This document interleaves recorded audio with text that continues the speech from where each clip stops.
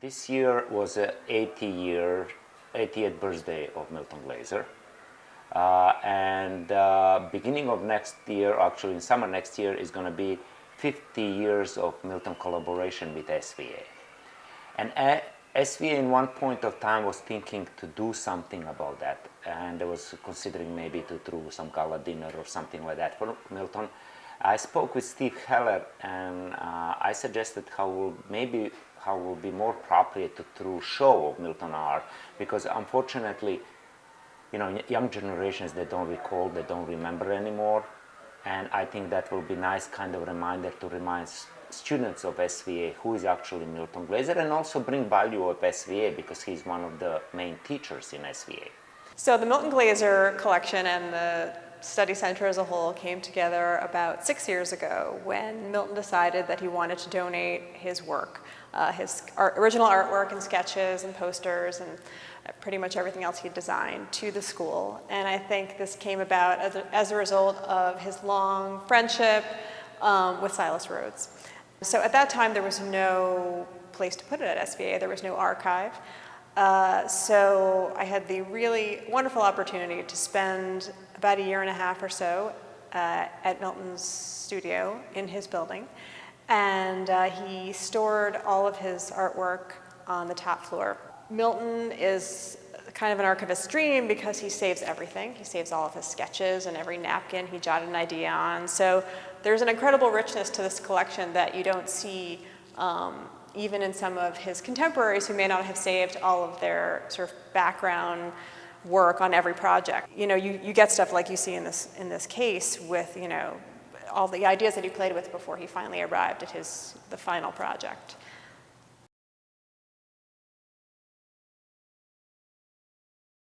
One of the things you're always thinking about in designing anything is the degree to which your audience understands what it is you're trying to tell them. Sometimes you have to be oblique, and sometimes you are so oblique that nobody understands what you're talking about. For instance, here, this was an announcement for 12 tuition-free full-time scholarships to the school. And I thought of the idea of 12 plums, because that was a phrase that I grew up with. That's a plum job. But I later realized that the phrase itself might have disappeared from the vernacular, and people didn't make the association of plums and benefits. So the first thing was, I realized this image of 12 something, 12 plums perhaps, was not necessarily understandable. Also in those days, the job was a two-color job, hand-separated. So I had to do the blue plate separately and the red plate separately, and then overlapping them, assuming that they would come together and look like plums. This just vaguely looks like plums. In addition, there was a visual joke. The visual joke is that all these highlights, these white elements on the plum to define its shape, appear above in positive, as though they had jumped off this surface and found their way upwards. I have no idea whether anyone ever got that joke, and truthfully, I don't care very much. This was a show called Inside the Big Apple, and it was a series of paintings of New York interiors, and it was a kind of idea of how New York could be represented in painting by its interiors alone. So I did this image of inside the big apple, a little corny. There's a slice in the apple is rotating and you're looking inside it.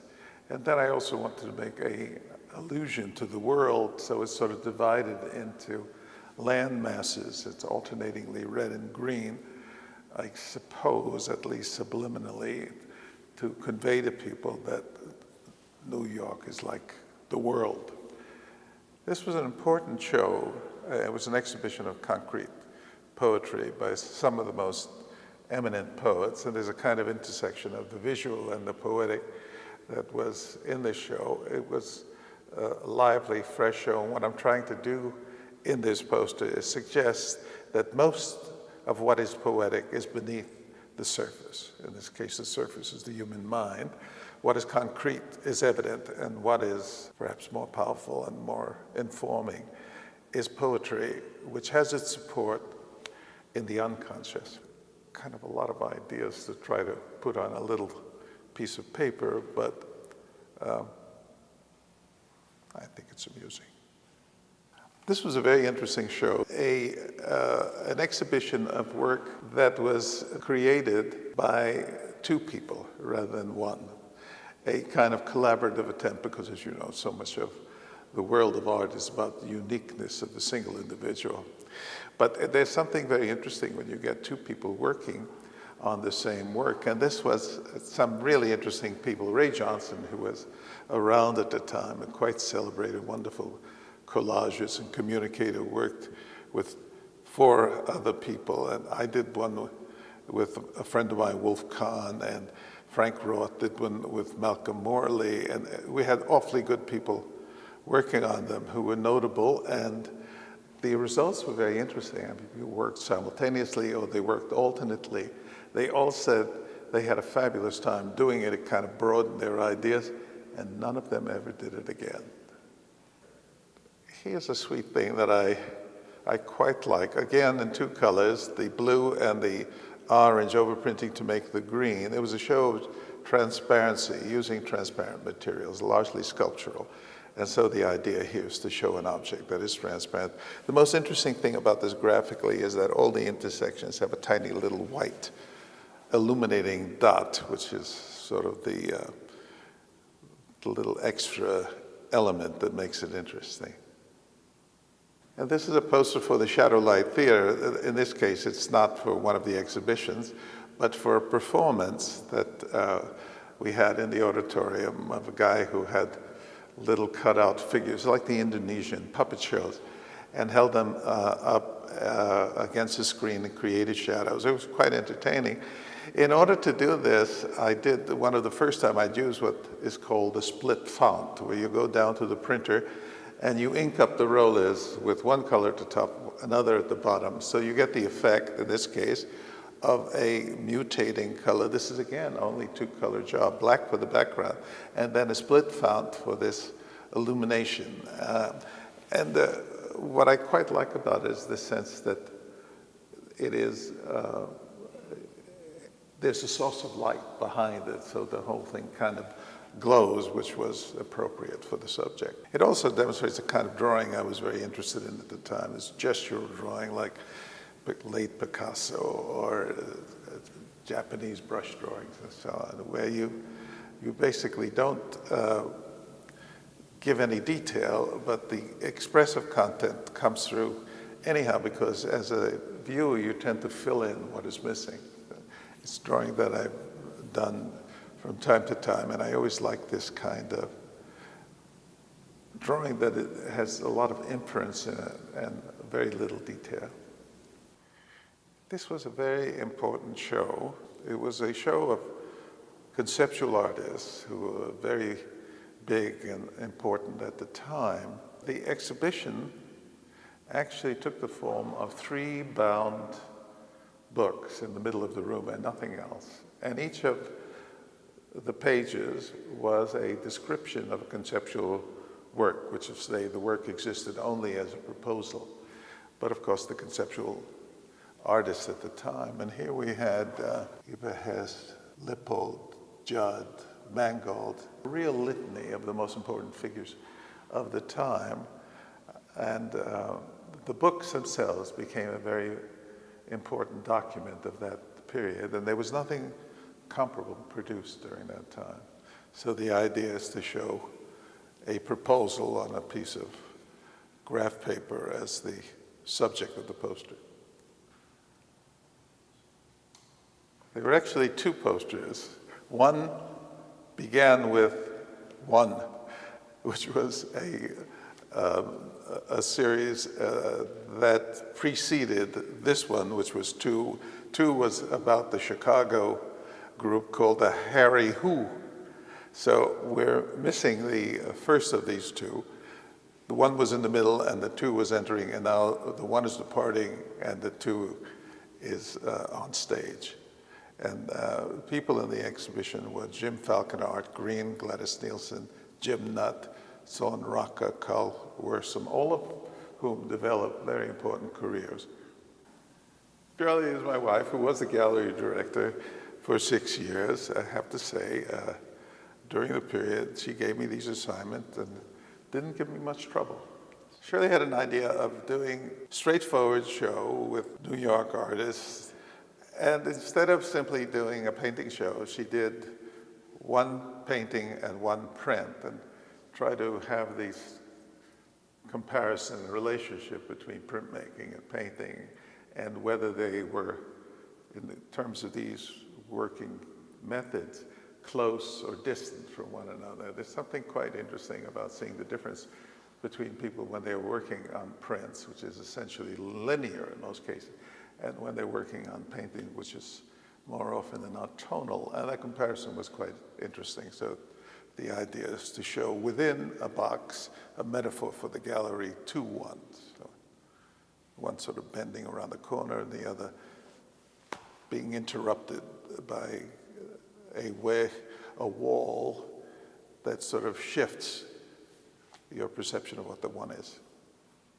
Okay, this was a very simple idea. There was a guy named Robert Pierre, who's still around, who's a publisher of art books, and did some very, very elegant books. And this was just an announcement and a showing of his books. And the graphic idea was to make a little visual film where an R for Robert goes through this metamorphosis and ends up as a D. It's a simple idea, but it looks quite elegant, I think. This is a show that Shirley produced, which was an homage to Morandi, Giorgio Morandi, who's a great Italian painter, perhaps the best, at least in my eyes. I studied with him, and he was a remarkable man and produced an extraordinary body of work. And this was a kind of homage, although in those days, in the 60s, Morandi wasn't terribly well known, but the painting community knew him very well. And these are all painters who admired his work, and everybody from Wayne Thiebaud to Wolf Kahn and Lee Montague and so on. And the idea was Shirley managed to borrow 5 Morandi originals, which she could never do today, and they were in the middle of the show in a little kiosk, and then all the homages that were painted for the show sort of surrounded it. It's a very elegant and sweet and important show. On beginning of Milton's work, and I remember his first pieces even for SVA, there was a very abstract and very geometric, but still showing he can draw. That was not geometric a la, let's say, Swiss style, which can be sometimes very cold and very boring, together with Helvetica. Milton was geometric, simple, but with soul. And especially in those little horizontal posters which he did for a School of Visual Art and for shows in School of Visual Art, that is so obvious, because he will do posters in 2 colors and they will be amazing.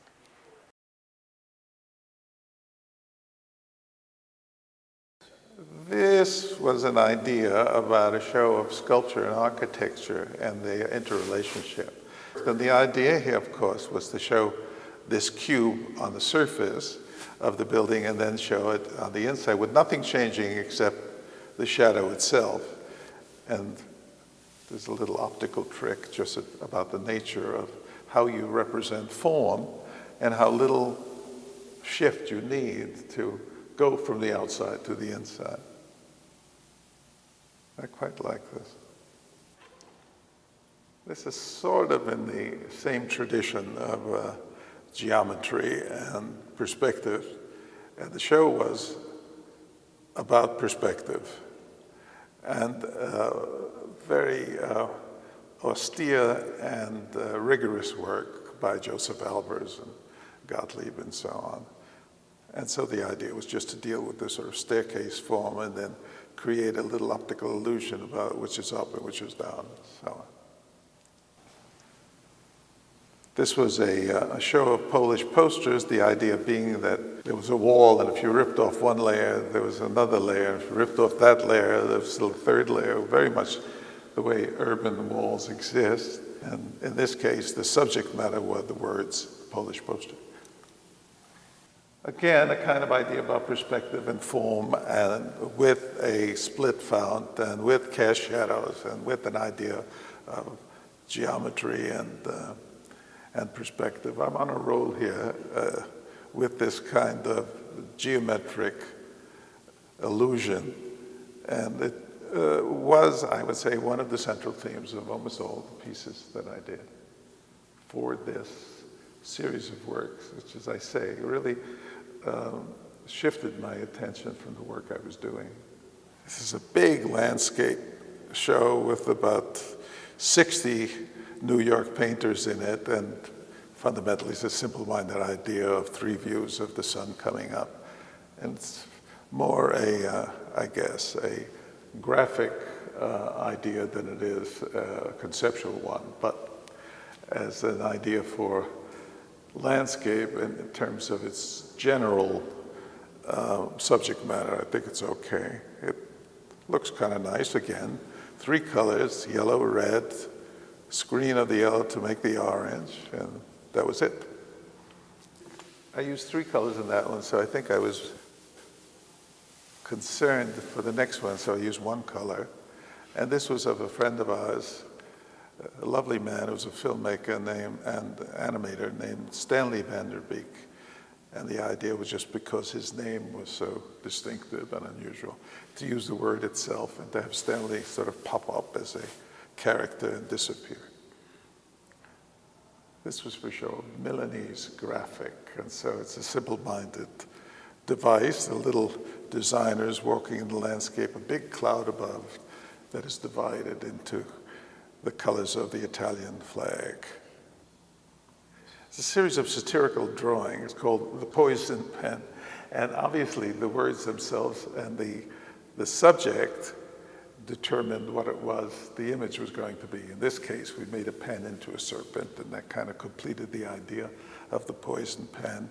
And they were basically drawings by some of New York's best caricaturists and the visual commentators, including Blackman and Seymour Quast and Jules Pfeiffer and my old friend Follon and Ronald Topor, Edward Sorel, and so on. It really was a wonderful, wonderful and provocative show. Is this in 65? No, it was 65. Self-portraits. In 65? Yeah.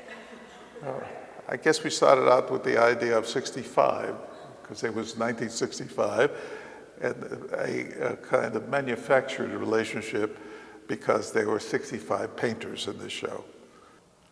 There was a wonderful magazine called Twen, a German magazine that was brilliantly designed. And we had a show of pages from Twen. And the idea here is to simply show a turning page revealing the name of the subject. Okay, this was for a poster show. The little jester is holding the big poster, a little joke about things within things, and just the use of band to sort of illuminate the idea of a distinction between the little figure and what he's holding. Again, it's in that kind of gestural drawing that I'm very fond of and I use from time to time. This was for a show called Possessions, which was a show about things that artists and designers own that was either informative to them in some way because they learned something from it, or that they adored simply because of the way it looked. And I had, this was in the show, a piece that was, I think, a kind of game where you threw darts or objects at this head. And I asked Paul Davis if he would pose and took this picture, basically, which is representative of the one piece that I contributed to the show, but also an indication of the kind of material the show might contain. This was another poster for a new possession show, this one in 1997, some 20 or 25 years after the old one. I used the old one as a kind of recall, and this fabulous object that belongs to Ivan Chermayeff, which is, I believe, a device for measuring hats. It's so provocative and so peculiar that you are desperate to find out exactly what it is. It looks a little pornographic, but besides that, it actually functions. This show is about Milton Glaser's long history and relationship with SVA. A body of work created for a single client over 50 years.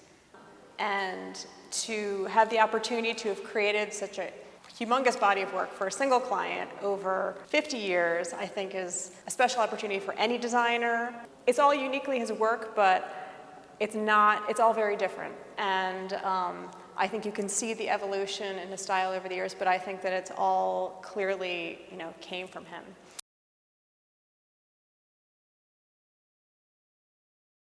This is the first poster I ever did for the school, and therefore has a special place in my heart.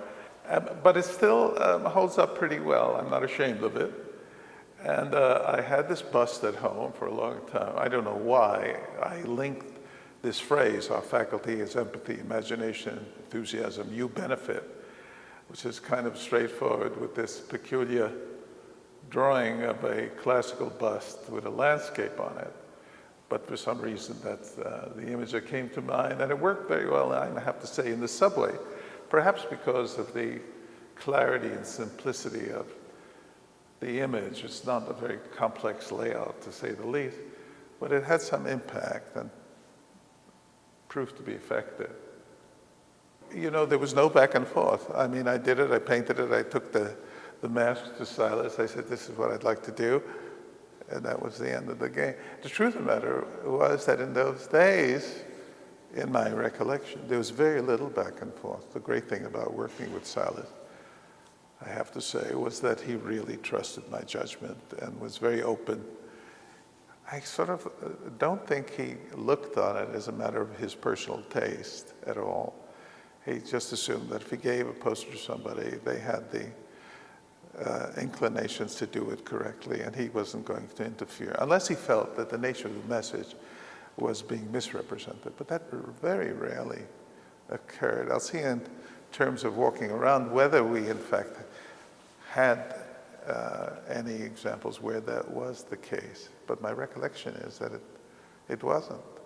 Sort of another early one, this may have been the second or the third poster. Do we have dates on these? Yes. Yeah, this was 67. It seems so 60-ish now, but I guess every other job that was around was a picture of a rainbow in those days. But it seemed to work. It got the idea across. There's a little surrealist element there. And of course, these were in the subways, which turned out to be an extremely good place for advertising for potential art students, although intuitively one would not have thought that. Well, here's a post. I have to admit that I don't fully understand what I was doing here. We had the line, get your head together at SVA. And I don't know why I did this, but I made a lamp, which I suppose had some obscure relationship to enlightenment. And I still don't know exactly what I meant by doing this. Maybe it's the weakest and most peculiar of the things that I did for the school. But even Picasso had some bad days. I suppose the editorial idea was that doors represent opportunity. The listing individual courses that the school was offering in an interesting way. And so each of these doors has a description of one of the courses: fashion drawing, television commercials, textile design, and so on. It's a simple idea. 2 colors, and look good in the subway. And this basically continues the theme of opportunity and what the school offered. This idea is 250 courses. Again, the recurrence of the old split fount, and a very tenuous relationship between the drawings and the courses. But of course, in the subway, when appealing to a young person, the thing is to create an object that has a degree of peculiarity, at least enough peculiarity to attract attention. And once you have somebody's attention, you can actually deliver a message, the message being here that there's an abundance of things to learn at the school.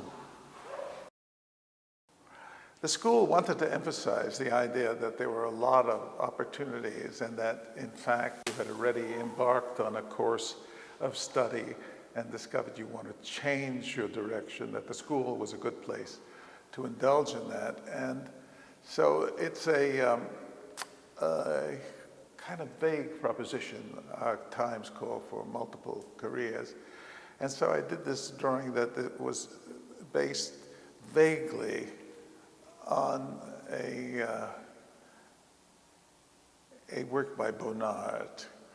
And I thought I'd have a juggler. Of course, juggling opportunities seems like an idea. It has something to do with multiple careers, but I couldn't figure out what he could be juggling. So he's juggling these little abstractions that have no literal meaning. In any case, the line here, to be good is not enough when you dream of being great, which is a powerful line. I didn't know quite how to illustrate that, but I finally ended up with the idea of a diva with flowers falling through the end, but behind her, a kind of enlarged, more dramatic flower, so that that idea between success that is earned as opposed to a more ambitious idea that persists in the mind. Anyhow, I'm not quite sure whether anybody got this one. And I have to say, this is the most peculiar poster that I've done in this series.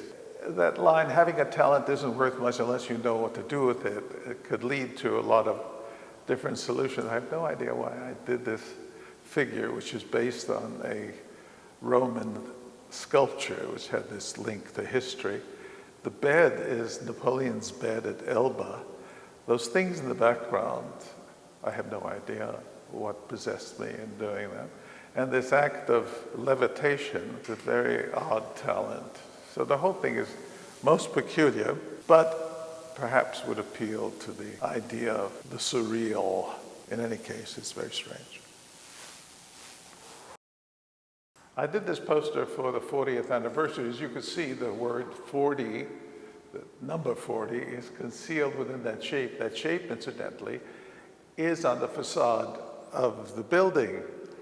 And during this 40th anniversary, we painted the 40 within those windows so that there is a literal architectural equivalent to this little mark that I designed for the occasion. We first did this flat as a series of overlapping bands of color and shot it, but then I noticed when one of the edges of the form turned up and caught the light, it became much more interesting. So these little highlights and shadows, we basically, we reshot to achieve them, and the result was a more dimensional and more interesting poster. Again, the premise here, surface texture, form, line, color, only words until an artist uses them. I thought we could actually display kind of parallel to those words by showing the materials of art, in this case, little scraps of paper just assembled, and then actually brought together to create a traditional artist subject with still life. The interesting thing about this was that I just put these objects down with little pieces of tape, and then as I looked at it, I realized the tape was almost the best part of the design. And so we shot it with the tape, and it is curiously realistic. And on more than one occasion, I saw somebody in the subway trying to peel the tape off the posters. So, based on a smaller announcement, and it was for a show called Big Nudes, which was a show of big nudes at the gallery. And the idea that the nude was so big it couldn't fit on the surface and had to be represented as occurring at a different level, and that's what the shift of form represents. Okay, maybe this is the worst poster I ever did for the school, even though I think the idea has validity. And I like the idea that you saw something in the clouds, and that reminded you of something, and you made a rabbit out of it. So there's an inferred rabbit in the cloud, and then the actual rabbit. But I couldn't quite come to terms with how to execute this. So it is not exactly the most elegant poster. For some reason, Silas wanted to use this poem. In words as fashioned, the same rule will hold, alike fantastic, if too new, or old be not the first by whom the new are tried, nor yet the last who lay the old aside. It's by Alexander Pope. I wasn't exactly sure what the idea was for it, except for the relationship between what was old and what was new, which I tried to represent typographically so that the old and the new are kind of integrated in some conversation. And then I make, which is not ever done, a commentary on the poster itself, on the thoughts, where I complain about the fact that I don't understand what I'm doing. It says, this poem is impossible. Silas usually has a better touch with his choice of quotations. This one generates no imagery at all. Maybe the word, and then I talk about a working method and how to improve it and so on. It's a funny idea to complain about a poster that you've just made that is appearing in the subways. I wrestled with it, but it's also a very complex idea, especially for a poster, which is, in theory, supposed to be understood on the fly. This cannot be understood on the fly. You actually have to read it, think about it, and interpret it. On the other hand, it looks odd enough so you'd be at least interested in finding out something about it. And then linking it to the school indicates that we are interested in dealing with ideas as well as painting and drawing and so on. So it works on that level, but it is an extremely complex idea. In continuing that sort of idea between complexity, simplicity, the literary and the visual, this poster sort of does the same thing. It's a very complicated series of ideas. The idea originally said free drawing lesson, but the school was afraid that people would be showing up demanding it. So it's a drawing lesson. It's about drawing. It's about the distinction between the drawing and illustration. And some of it is by virtue of demonstration. This is a photograph as a piece of visual material that you use and interpret, and showing the difference between them. And also that the difference between drawing off the surface and drawing what is within, and moving from the idea of the swan to what the bones of the swan look like. And so a lot of different complicated idea. We tried to get some swan bones, but it was impossible to get swan bones because it's illegal to kill a swan. So I ordered a duck. Shirley cooked the duck. We ate the duck, and then I put the bones in a can of bleach for 2 weeks to get this. Sometimes the most difficult things about making a poster are not obvious. Here, once again, we're doing something that's a little complex. There is the visual, which is a bowler hat, and this phrase, art is whatever. Silas gave a number of designers the phrase art is. There were 10, 12 people who got the phrase art is, so it was kind of competitive. You knew you were going to be compared with everybody else. And so I struggled a long time it's a struggle I've had all my life trying to understand it. And I ended up saying, whatever, art is whatever. Once I had discovered the word hat within whatever, the solution came in terms of a Magritte-like shadow that is a kind of surrogate for somebody who's looking at it in some way, that is obscuring a part of the word whatever that turns out to be hat. And then the hat is repeated 3 times, 4 times. Once as a word, once as a bowler hat in the main illustration. One says a bowler that the figure is wearing, and one says a little introduction to the note to the viewer, which explains the complexity of this poster. Again, the one thing you're not supposed to do in posters and in visual arts in general is explain what you're doing. And I woke up one morning and I said, so what if you did explain? And consequently, this series of posters.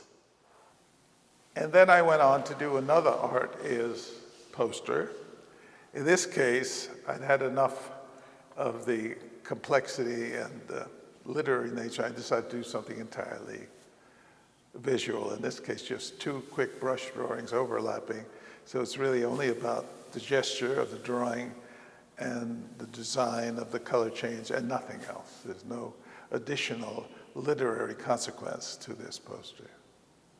And this was the last poster I did for the subway for the school, which is about this idea of the secret of art.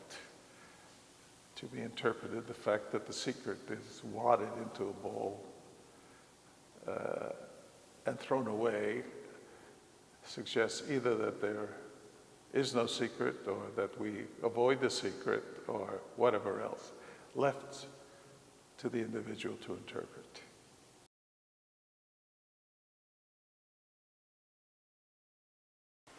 Milton is extremely socially involved. Two most famous symbols of this century, the smiley face and I love New York. He deeply believed there is responsibility of designer towards the society where he's living. Designer as a citizen. You don't do things only for money. This is an important poster that the school produced right after 9/11. In fact, the same week as 9/11, we did a little version of this, I Love New York More Than Ever, because I Love New York didn't seem to be enough after 9/11. And the students posted it all over the city. We had 5,000 small posters. And it was something that people really responded to because we all had that sense that what had happened, the degree of intensity that you normally don't feel. You know, when somebody we love gets sick, we suddenly feel more intensely how deeply we love them. It was true of us, and it sort of reflected what we all wanted to say about the city, and then the school also produced this as a poster. It was an important help to the healing, and I still feel that way today. This was really a follow-up, certainly not as poignant or as effective as the first one, but the idea is a call to our fellow citizens to feel united and to work purposefully towards not experiencing this again. So it's together for the city we love, and it followed by a month or two the I Love New York More Than Ever. And the school has been involved in several social motivating purposes. This one, a statement about the origins of mankind. We all started in Africa, and all the individual races grew out of that beginning. And it's an appeal basically to support aid to Africa, and also an acknowledgement of the fact that we all came from a single source. And a continuation of the idea about we are all Africans. In terms of Darfur and what's going on in Darfur and what continues to go on in Darfur, which was that these people are not just black people who we have no relationship to, but they are sons, fathers, nieces, wives, uncles, trying to, again, establish the commonality and empathy that we have to have in order to be fully human. Milton, let's say until recently, if you say to somebody Milton, they will immediately see lots of colors, very splashy, very rich and whatever. Suddenly decide to go into blackface, let's call that. And I was thinking it would be nice, because he just started to create black images. I was thinking it would be nice for poster for this show to be one of his black images, to end the show with his new beginning. And finally, actually, my most recent poster for the school, which really is a poster as much for the show as it is for anything else, is something I'm very interested in currently, which is things that are at the edge of perception, which you can't quite see, that require meditation or attentiveness, with the phrase, looking is not seeing. I'm in the middle of doing a series of black prints, which are invisible until you stop and spend some time looking at them, and then the forms gradually emerge. That seems to me to be a topic not sufficiently explored, except it is not the kind of thing you can generally use to communicate directly and clearly to an audience.